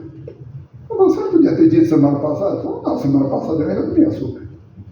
Então nós não podemos orientar ninguém a não fazer aquilo que nós ainda fazemos. E para não sermos comparados aos fariseus, hipócritas, como túmulos caiados por fora, mas cheios de imundície por dentro. São palavras de Jesus. Por isso que eu falei no começo, vamos falar do Evangelho, da doutrina dos Espíritos e da medicina. Sabe, tudo comprovações que nós já deveríamos conhecer e colocar em prática, de tanto tempo que isso foi trazido para nós. Mas nós ainda preferimos o nosso orgulho, o nosso egoísmo, de achar que nada, isso não tem nada a ver. Lá em 53 o cigarro também não tinha nada a ver. Em 83, depois em 96. Então, se nós somos alertados agora, por que esperar primeiro adoecer? Seja, porém, posso falar sim, sim, não, não. Porque o que passa disso é de procedência maligna. O resultado se baseia no alcance e manutenção da abstinência total, através da autoconscientização. Tem gente que não peca por erro do fogo do inferno. Nós temos que ter medo do pecado e não do fogo do inferno. Então, a conscientização é isso. A gente tomar e fazer novas escolhas baseado no conhecimento que a gente adquiriu. Tudo me é lícito, mas nem tudo me convém. Porém, mais eficaz do que qualquer tratamento é a prevenção. Se me é dada a oportunidade de ser saudável, por que escolher ficar doente para depois me tratar? Estou recebendo de mão beijada a chance de ter uma vida plena e saudável. Por que escolher ficar doente lá na frente para depois ter que passar por dor, sofrimento e tratamento? Então, escolher. Pergunta 843. O homem tem livre-arbítrio nos seus atos? Pois que tem a liberdade de pensar, também tem a de agir. Sem o livre-arbítrio, o homem seria uma máquina. A escolha que o espírito adota diante das situações apresentadas é de sua completa responsabilidade. O espírito é responsável pelas consequências, efeitos, desdobramentos e novas situações geradas a partir das suas decisões. Então não podemos esquecer dessas coisas. Sou responsável pelo que eu falo, pelo que eu penso e pelo que eu faço. Sabe? E essa responsabilidade, ela vai até onde tudo aquilo que eu falo, penso e faço atinge outras pessoas e cria ideia na cabeça delas. Os caminhos da prevenção. Buscar o conhecimento básico sobre os efeitos morais, sociais, físicos e espirituais do uso de substâncias psicoativas, bem como das atitudes relativas aos demais vícios e compulsões. Não apenas do uso abusivo, mas importante a gente saber os efeitos de longo prazo e cumulativo, físicos e espirituais, para o uso esporádico e chamado recreativo, se queremos auxiliar a nós e a alguém a se precaver ou se livrar da dependência química, alcoolismo e demais vícios. Precisamos buscar esse conhecimento. Conhecereis a verdade e ela vos libertará, desde que você a coloque em prática. Senão não adianta. Só conhecer, você continua sendo um escravo com conhecimento. Não se trata de nos tornarmos especialistas na matéria, mas de obtermos os conhecimentos básicos, suficiente para aplicarmos em nossas vidas e discutirmos o assunto sem que sejamos colocados em armadilhas verbais, que a sociedade nos impõe em torno do assunto. Muito importante, quais são as armadilhas verbais? Agora a gente entra num campo, não permitir que outros pensem por nós. A opinião alheia não nos interessa. Ser senhor da sua vontade, servo da sua consciência. Olha lá, vinho faz bem ao coração, os médicos receitam. Opa, quem não ouviu isso? Quem não escutou isso? Gente, aí vamos aprofundar um pouquinho no assunto? O que faz bem ao coração e à circulação é uma molécula chamada resveratrol, presente na semente e na casca da uva. Portanto, se você tomar suco de uva, o bem é o mesmo. O benefício é o mesmo. O que os médicos não falam e não se aprofundam nos estudos é que após a fermentação ele se torna uma bebida alcoólica e passa a afetar negativamente a saúde do seu fígado, pâncreas, rins e, em caso dos alcoólicos, ajuda a desagregar toda a sua vida, família, emprego e convivência social. Agora, vamos um pouquinho mais longe. O resveratrol ele só está presente em uvas orgânicas. Então, quantas horas de nutrição tem na faculdade de medicina, Rogério? Muito poucas. Então, os médicos têm pouquíssimas horas de aula de nutrição. Por isso que nos hospitais você tem que ter a nutricionista além do médico, porque ela estuda basicamente aquilo. Então, se a uva não for orgânica, ela não produz resveratrol, porque a uva ela é inteligente. O resveratrol serve para quê? Combater as pragas da plantação. Aquele bichinho que vai lá comer ela. Quando você joga o defensivo agrícola, ela falou, opa, não preciso produzir, estou protegido. E a maioria dos vinhos são feitos em plantações de indústrias que fazem grandes plantações e combatem as pragas com defensivo agrícola. Então, só mesmo se fosse um vinho feito de uva orgânica, você teria a presença do resveratrol. Então, uma coisa que as pessoas não sabem. Mas não é só o resveratrol. Nós temos também os flavonoides, que realmente são maravilhosos. São poderosos, antioxidantes, anti-inflamatórios, mas cujos benefícios, olha só, estão diretamente ligados ao acompanhamento de uma dieta saudável, exercícios físicos, hora de sono adequada e outros fatores ainda em estudo. Então, só o flavonoide faz alguma diferença? Faz. Numa quantidade que era preciso algumas caixas e mais caixas de vinho para ele poder fazer o resultado. Então, o flavonoide, sem tudo isso, uma dieta saudável, exercício físico, hora de sono adequada, não serve para nada. Aí hoje o pessoal usa muito isso. Mas a dieta do Mediterrâneo é a dieta mais saudável que tem, e lá tem vinho. Sim, entrou lá o vinho também, porque lá eles tomam muito vinho. Mas não é o vinho da dieta do Mediterrâneo que traz a saúde física para a pessoa. Com os estudos relacionados, prosseguem a recomendação da Sociedade Brasileira de Cardiologia é: o melhor é não beber. Recomendação da Sociedade Brasileira de Cardiologia. Como ainda estamos em estudos, o melhor é não beber. Estamos falando do vinho, aquele que faz bem ao coração, à circulação e tudo mais. Está ali a fonte. Depois esse material vai ficar disponível, tá? Vou passar para o Mário pode mandar para todo mundo. Aí vamos entrar nas armadilhas do Evangelho. Mas você tem que entender que a carne é fraca. A gente ouve isso direto. Como é a frase lá no Evangelho? Vigiai e orai para que não entreis em tentação. Na verdade, o espírito está pronto, mas a carne é fraca. O que a gente aprendeu lá no Evangelho segundo o Espiritismo? O corpo não dá cólera àquele que não o tem. Então o espírito está pronto.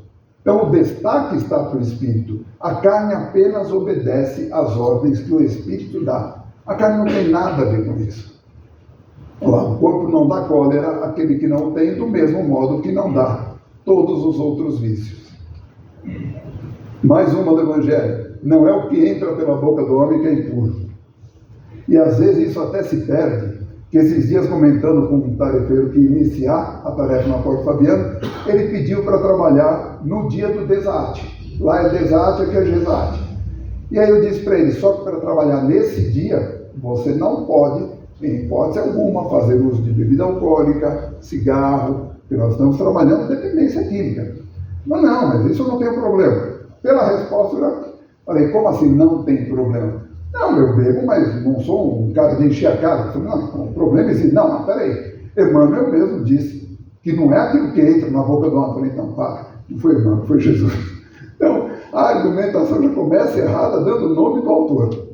E quando nós precisamos argumentar sobre algo que nós queremos continuar fazendo, é porque o problema já existe. Quando eu coloco uma argumentação, mas você precisa ver que também não é, o problema já está instalado.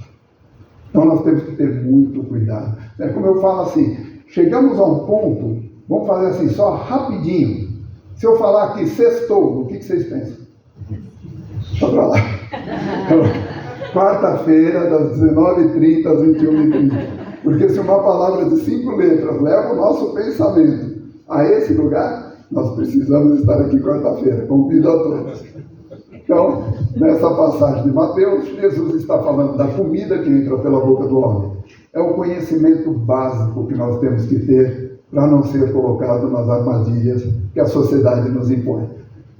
Que entra pela boca do homem sem que o mesmo tenha lavado as mãos. E compara com as manifestações morais que saem das bocas dos homens, com os maus pensamentos, adultério, imoralidades sexuais, falsos testemunhos e mentiras. Tratamentos alternativos.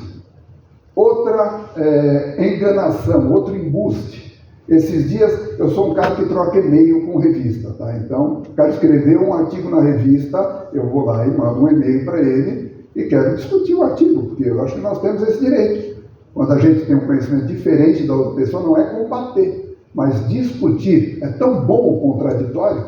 E esses dias, uma revista de psicologia, o camarada escreveu ali, um psicólogo, sobre a redução de danos. E ele falou muito, redução de danos. O que é? Trocar um tipo de droga pesada por uma droga mais leve. Porque você não pode tirar o prazer do camarada. Então você ensina ele a ter um prazer de uma forma menos prejudicial. Sabe? E defendeu isso com unhas e dentes, numa revista da Associação de Psicologia Paulista. Utilizar uma droga de eleição de forma mais espaçada. Então não cheira todo dia. Sabe? Cheira hoje, cheira só às quintas-feiras. Sabe? Alguma coisa do tipo. Diminuir a quantidade de consumo. Se você bebe 3 doses por semana, passa a beber 2.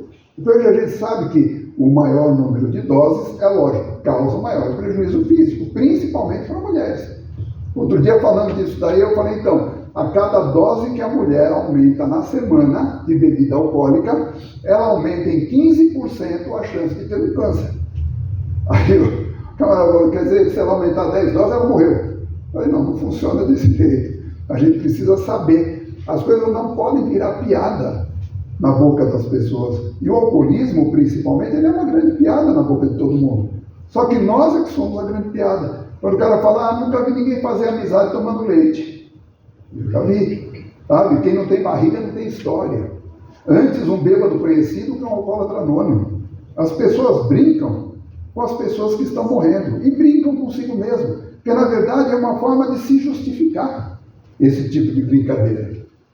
E aí Santo Agostinho diz para nós sobre a redução de danos: não sacia a fome quem lambe pão pintado. Então, não adianta, eu preciso comer se eu quiser saciar a minha fome. Tudo aquilo ali é lamber pão pintado, gente. Não tem como dar certo, porque alguém aqui, outra frase do João, alguém conhece uma mulher meio grávida? Ela está grávida, ela não está grávida. É a mesma coisa. Não existe o meio bebedor, o meio usuário, o meio cheirador, não existe. Então, ou nós somos ou nós não somos. E isso, a gente não segue a retórica de Jesus. Jesus sempre pregou a abstinência total. Em que momentos do Evangelho ele fala disso? Todas as vezes que nos orientou no Evangelho: vá e não peques mais. Em momento algum do seu ensinamento ele nos diz: vá e peque menos. Peque moderadamente. Peque com responsabilidade. Alguém achou no Evangelho essas frases? Diz, vá e não peque mais, para que não te suceda coisa pior. Evangelho escrito há quase 2000 anos. Nós não tínhamos conhecimento? A partir de hoje temos. Aí é Jesus dizendo para nós: a abstinência total dos erros e defeitos e vícios é o caminho. É preciso que te sujeites a Deus, não por medo do castigo, mas antes disso pela sua consciência. Paulo na carta aos Romanos, e outros apostam na criação da vacina. Acho que todo mundo aqui acompanhou. Recentemente, uma equipe de brasileiros ganhou um prêmio internacional porque estão criando a vacina que combate a dependência química. Ela se baseia no quê? Na prática, a vacina busca bloquear a sensação gratificante que a cocaína provoca quando ativa a região do cérebro conhecida como área de recompensa. O Ozempic que a gente falou. É a mesma coisa. Então, como eu falei para vocês, eu troco e-mail com todo esse pessoal. Fizeram uma matéria enorme sobre a vacina, promovendo isso como algo bom, como o futuro para a cura da dependência química. E eu já troquei uns 4, 5 e-mails com eles, e o bom é que esse pessoal ele gosta de conversar. Eles não combatem as suas ideias, a gente troca ideias. Você está dando o remédio certo para o doente errado. Porque o exame aí, os testes iniciais com camundongos, os pesquisadores observaram uma produção significativa de anticorpos contra a cocaína. O camundongo tem um espírito pensante. O camundongo tem livre-arbítrio. Então você vai injetar nele um remédio que diz para o cérebro dele que ele não quer mais usar aquilo, ele não vai mais usar aquilo. Ali é um amontoado de células, certo? Que vai responder às ações químicas que você tiver. Agora nós temos um espírito que habita esse corpo físico.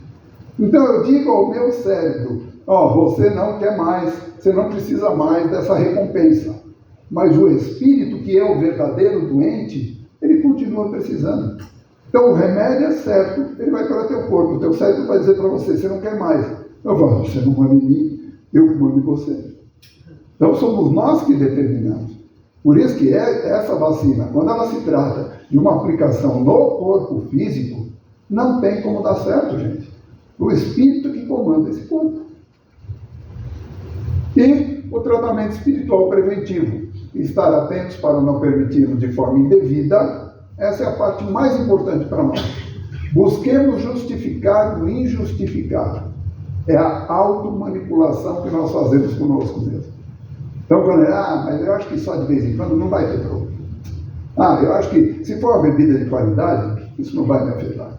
Então é justificar o injustificável. Se assim o fizermos, estaremos permitindo que se fortaleça com esse discurso as algemas que nos prendem à inércia do crescimento espiritual e não permitem a nossa libertação. O Raul Teixeira ele fala para nós, nas desarmonias psíquico-emocionais geradas por erros que cometemos no passado ou até mesmo em outras existências, nós imobilizamos grande coeficiente de forças do nosso mundo emotivo em torno de uma experiência infeliz, ao ponto de gerar uma cristalização mental. Quem já ouviu falar em cristalização mental? É quando tudo o que eu vejo, o que eu penso, o que eu faço, gera em torno de um único assunto. Sabe? E eu não permito que nenhuma informação adentre a minha psicosfera para tentar me tirar disso. Isso é uma cristalização mental. Aquela pessoa que sofre constantemente com a mesma história e não se permite ser feliz, porque ela precisa estar fechada naquela redonda. Então, cristalização mental ou fixação mental, monoideísmo, é uma patologia, a patologia de novo, psico-espiritual, muitas vezes proveniente de influência de espíritos inferiores, tal qual nas obsessões, subjugações ou possessões, mas também criadas por nós mesmos. Ela não é unicamente uma influenciação mental de outros espíritos. Lá no livro Evolução em Dois Mundos, de André Luiz, nós mesmos criamos essa fixação mental, essa cristalização.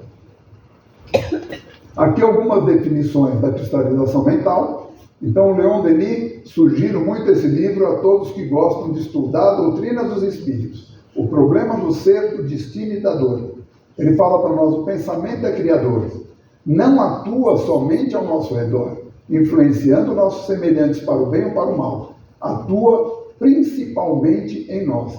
Gera nossas palavras, nossas ações, e com ele construímos o dia a dia, o edifício grandioso ou miserável da nossa vida presente e futura. Esse livro é sensacional. E o Miramês, no Horizontes da Mente, uma mente desajustada provoca a conturbação de igual desajuste e ainda coleta forças da mesma sintonia para seu próprio convívio. Altera a função orgânica, desencarrilha o carro da vida por tempo indeterminado. E por fim, o nosso amigo Martins Peralva, podemos definir o estado de fixação mental de uma criatura encarnada ou desencarnada como aquele que em nada vê, nada ouve, nada sente, além de si mesmo. Então, gente, não oremos por vidas mais fáceis, oremos para que sejamos homens e mulheres mais fortes. Não oremos por tarefas do tamanho de nossas forças, mas para que tenhamos forças do tamanho das nossas tarefas. Assim, a sua vitória sobre si mesmo não será um milagre, mas você será um milagre. E a Joana de Ângeles encerra para nós com esse alerta. Amadurecerás lentamente, ficarás imune às tentações do orgulho, terminarás por te venceres, e essa será a tua mais admirável vitória. Mas só se estivermos dispostos. Cabe a cada qual utilizar tudo que a gente passou hoje da melhor forma possível. Aqueles que puderam aproveitar alguma coisa, que aproveitem. Aqueles que ainda não compreenderam direito, que levem para digerir em casa. Discutam com seus familiares, discutam com seus amigos, mas lembre-se, somos tarefeiros de Jesus. Precisamos ter Ele, como diz no Livro dos Espíritos, como o nosso modelo que guia. O que fazemos em desacordo com o modelo que devemos seguir é de nossa total responsabilidade. Mas não vamos esquecer, principalmente, daqueles que nós permitimos que se associem à nossa existência e que depois acabam tomando conta da nossa vontade, dos nossos desejos, e nós perdemos o controle sobre nós mesmos. E junto com o controle, perdemos também a nossa encarnação, que deveria ser bendita. Tá bom? Se alguém tiver alguma pergunta, à disposição. Se não, vou mandar para todo mundo a nossa apresentação. Fala, senhor. Pergunta que não quer calar. Você apresentou numa dessas suas palestras, citou uma colocação no livro, eu não lembro do escritor espírita, sabendo o que sabes, porque ainda bebes, porque, tá? Isso é o quê? É comodismo, falta de conhecimento ou falta de conscientização? Isso é hoje eu converso muito com um psiquiatra lá do Rio Grande do Sul, Dr. Edson Luiz Cardoso, presidente da AME de Santo Ângelo, Associação Médica Espírita, e presidente do Departamento de Saúde Mental relacionado ao uso de álcool e droga, lá do Rio Grande do Sul. Então, também é uma das autoridades, a gente troca muita figurinha. E outro dia, a gente, numa conversa falando a esse respeito, ele simplesmente virou assim, ele falou: me diga uma coisa, sabedores de tudo isso, por que espírito ainda bebe? E a pergunta foi, mas é porque ele acha que ele tem controle sobre os amigos invisíveis, sobre os espíritos? Ele tem controle sobre a droga? Ou porque ele não está disposto ainda a largar as coisas pelas quais ele é apaixonado, pelas quais ele gosta? E a conclusão é essa, porque nós ainda não estamos dispostos a largar as coisas que nós erroneamente achamos que nos dão prazer. Porque nos foi dito que aquilo dava prazer. Mas com o tempo dentro da abstinência, a gente vai percebendo que aquilo que lá no passado nos dava prazer, nunca foi um prazer real. Sempre foi uma fantasia. Então ele fala muito sobre isso, ele bate muito nessa tecla. Sabedores de tudo isso, por que é que espírita ainda deve? Então, é uma pergunta que a gente deve levar para a gente. Se hoje temos o conhecimento, se precisamos viver para a paz com os ensinamentos de Jesus, tá? E sem esquecer lá, a gente não falou também, né, que Jesus transformou água em vinho, né? O pessoal gosta dessa também. Não, mas Jesus transformou. Em que momento houve a fermentação ali no Evangelho? Fala algum momento? Nós temos até uma lei, vocês sabiam disso? Uma lei que determina o que é vinho. Uma lei, depois mando o número para você. Vinho é o resultado da fermentação do moto de uva fresca e sã. Resultado da fermentação. Sem a fermentação não existe vinho. Não existe bebida alcoólica. Em que momento do Evangelho fala que houve fermentação? Momento algum. Tanto que o mestre Sala falou, né, todo mundo serve o melhor vinho e depois o porcaria. Você deixou o melhor para o fim, porque é o mais puro suco de uva. E todos beberam à vontade. Fala, doutor. Eu vejo, como médico, eu vejo duas abordagens. Tá? A abordagem espírita, que a gente sabe, 100% eu concordo com você, e a abordagem médica. O tempo do cigarro, não vamos aprofundando isso daí, o cigarro, no meu mãe, fala que fazia bem, né? Tem uma propaganda que usou alguém da indústria tabagista, né? Foi até um filme que mostrou o que aconteceu, para fazer a denúncia, mostrar o que fazia e que os caras sabiam o que faziam não. Bom, tudo bem. Existe uma propaganda da indústria da álcool, eu não sei nem quanto fala, mas do álcool no mundo, que o álcool faz bem, tá? E aí começa a cair o problema, né? Alguns países ditos desenvolvidos, né, por exemplo, na Alemanha, na Itália, eu acho que em alguns lugares, o álcool faz parte da cesta básica. Então, se a gente for pensar do ponto de vista médico, e quem não comete o abuso, e aí vai começar quanto que é o abuso, para mim é um pouco, para você menos ainda, para o outro o abuso é maior, então o quanto que o álcool faz o efeito também é um problema, porque ele não atua igual nas pessoas. Para a gente poder combater esse tipo de coisa, do ponto de vista médico, é muito complicado. Por quê? Porque, em teoria, o álcool não faz mal, ele faz parte da comida, da alimentação. Né? Então, por exemplo, quem está lá na Rússia, no lugar gelado, ele usa o álcool para produzir calor, para produzir energia, porque é necessário. Você sabe, na parte fabiana, quando está frio, a gente já passa por isso, né? Eu vejo isso como um problema muito grande. E como é que você dá, porque muitas vezes eu tenho, doutor, mas beber é comida, é alimentação, e é alimentação de verdade, medicamente falando. Aí a gente sabe das companhias e tudo isso. Como é que vocês saem de uma dessas? Como é que eu saio nessa pergunta do consultório? Você tem sem falar que eu sou espírita, que eu falo que eu sou espírita. Conhecereis a verdade e a verdade não é verdade. Então, mas a gente conhece uma outra coisa. Exato, por isso que eu falo, tudo, inclusive a medicina e a ciência, estão evoluindo. Elas não tinham até ontem a mesma resposta que ela tem hoje. Quanto aos nossos irmãos da Porta de Fabiano, vamos falar deles que são moradores de rua. Por que morre tanto morador de rua na época do frio? Por causa do frio. Tá, mas por quê? Porque eles bebem demais, o álcool evapora, o que fica na sua veia é água, é aquilo que congela e ele morre. O álcool, ele não produz energia, ele rouba energia do organismo para produzir calor. Ele não produz energia, ele rouba a energia do próprio organismo e com essa energia ele produz calor. E hoje a gente está nessa luta tão grande aí que todos os médicos especialistas estão dizendo exatamente isso. Não existe dose segura de álcool. Então a gente não tem que falar do uso ou do abuso. Todas as doses são prejudiciais ao organismo. O organismo humano ele não foi feito para ingerir o etanol. Ele não foi feito para isso.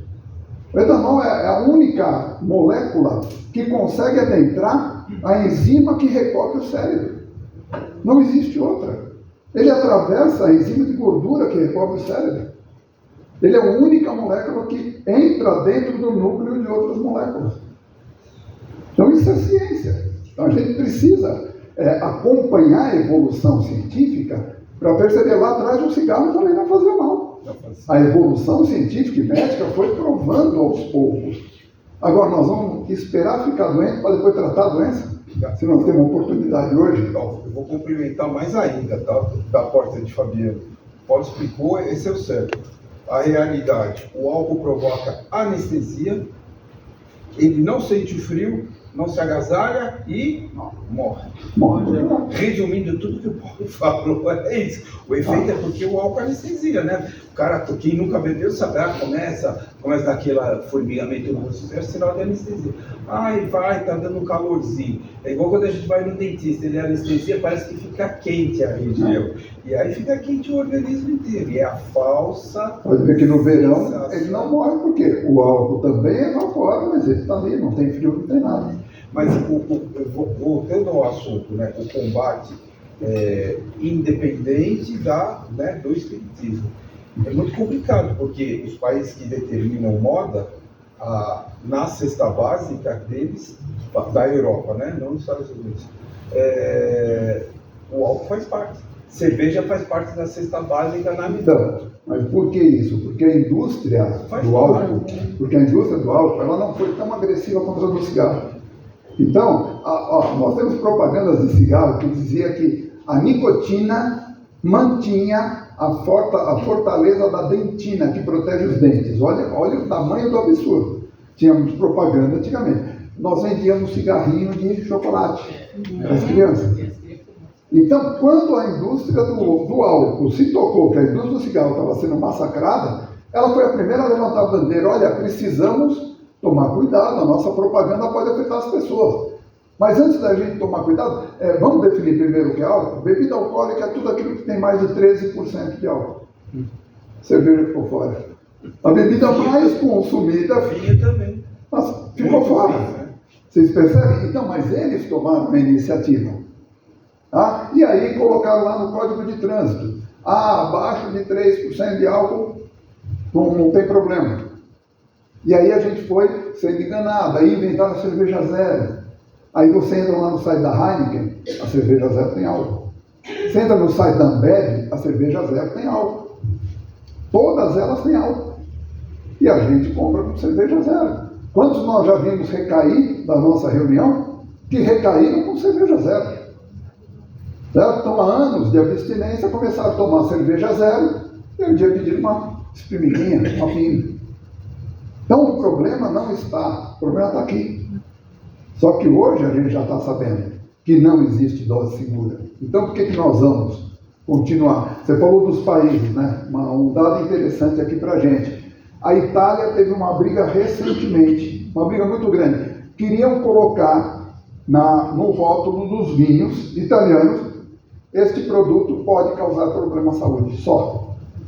E os caras estão brigando lá. Você quer mexer com a história da Itália. Você quer mexer com as tradições italianas. Vocês querem destruir a tradição do nosso país. E é só colocar, não ia ocupar 1 centímetro. Era só assim: este produto pode trazer problemas à saúde.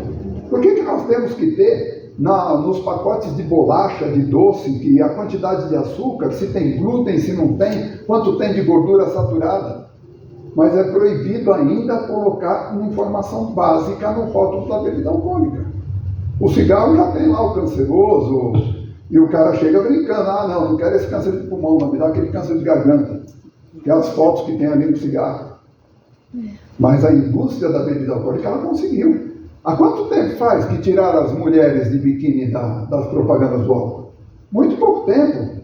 Por quê? Porque coisificaram a mulher, começaram a colocar a mulher como um objeto, num país onde o feminicídio estoura, e você colocava a mulher como um objeto de desejo na propaganda de bebida. Quem lembra do baixinho da Kaiser? Uma das propagandas, entrava uma mulher grávida: cadê baixinho? Entrava outra: cadê baixinho? Todas grávidas. A propaganda mostra o que é, na realidade, a gravidez indesejada, porque as pessoas encheram a cara. O número de gravidez indesejada porque as pessoas estavam alcoolizadas é enorme. E todo mundo achava a propaganda engraçada. Já viu propaganda de bebida alcoólica para criança? O sirizinho tá branco. Sirizinho é propaganda para adulto? Aquele sirizinho brincando na praia? Isso é para adulto? Aí alguém alertou, tiraram o sirizinho da Brahma. A gente olha, mas não vê. A gente ouve, mas não escuta. Está na nossa cara, escancarado. Aí o cara fala: mas a propaganda não mexe comigo, eu não sou manipulado pela propaganda, porque é uma boa propaganda. Se ela mostrasse que você é manipulado, ela era uma má propaganda. Como ela é uma boa propaganda, você não se sente manipulado, mas você vai fazer o que está escrito. Desde muito jovem, nossa, eu sofria cada vez que eu via uma propaganda da Drizon Joalherias. A propaganda é assim: quem ama dá Drizon. Cara, eu não tinha dinheiro para comprar o pão em casa. Então não amo minha mulher, porque quem ama dá Drizon. Eu não tinha dinheiro para o pão. Percebem a força que tem a mídia e que a gente não percebe o tamanho da manipulação que nós sofremos, porque a gente não presta a devida atenção. Fala, Deus. Então, e aí o que eu queria dizer é assim, isso a gente nasce e vai aos pouquinhos sendo colocado e a gente não vai percebendo, né? E é o que a Joana trabalha muito nos livros dela, é a gente quebrar isso e dar o conhecimento e a gente enxergar, né? Porque assim, eu me lembro em casa que, principalmente no interior, eu não sei se ainda é assim, mas quando criança era assim, que chegava cansado, tomava um aperitivinho antes de almoçar para abrir o apetite. Meu nome. Isso daí vai anos, e a gente acha isso normal. Até quando a gente tem o conhecimento, eu estou tendo conhecimento agora, há 3, 4 anos, quer dizer, demorou muito, que a gente começa a ter o conhecimento que não é correto. E é muito difícil a gente quebrar esses padrões, né? Tem que ter muita boa vontade, não é fácil. Mas é muito... Né? Gente, ninguém fala que é fácil. Nós estamos inseridos num contexto de sociedade onde isso faz parte do normal. Quando nós tentamos sair disso, nós nos tornamos anormais. Na minha casa não entra álcool há mais de 30 anos. As primeiras festas de aniversário da minha filha, meus cunhados chegavam com um engradadinho de cerveja e eu parava eles no portão. Você não entendeu, não sou eu que não bebo, na minha casa não entra álcool. Aqui eu sirvo o que há de melhor para os meus convidados. Melhor no meu entendimento. As primeiras festas eles iam para o bar beber e voltavam bêbados para a festa. Depois eles entenderam que esse era o normal. Hoje eles vão lá em casa, eles almoçam, eles jantam e sabem que não vai ter bebida alcoólica. Então não é fácil, mas ou nós assumimos ou nós não assumimos. Seu João, não existe meia grávida. Então, ou nós realmente estamos dispostos a seguir tudo isso que a gente viu dentro da doutrina, dentro da medicina, dentro do Evangelho de Jesus, ou nós não estamos. Então, por isso são informações necessárias de serem passadas, por isso que a gente falou, é desconfortável, porque todos nós temos parentes. Eu tenho um amigo que ele fala, mas meu pai, todo fim de semana, enquanto meu pai, a gente toma uma taça de vinho. A gente tem que repensar até as pessoas que a gente gosta, aquele tiozão amigo, foi meu padrinho de casamento, me contar a piada desde criança. Pô, ele toma uma cervejinha dele, o cara é tão legal, tal. Hoje, olhando, eu já percebo que ele tem alguns problemas. Então a gente precisa estar atento. É o nosso crescimento espiritual, o nosso futuro espiritual. Sabe? Não é o nosso beber moderado de hoje que nos fará alcoólatra, mas o hábito de todos os dias, desde a primeira experimentação, que um dia nós teremos que limpar do nosso perispírito. Então, nós vamos ter um esforço pela frente. Tá bom, gente? Dona Piedade já veio, porque nós... Não, quero falar uma coisa. Eu, como gosto de falar para as mães, pais, a família, né?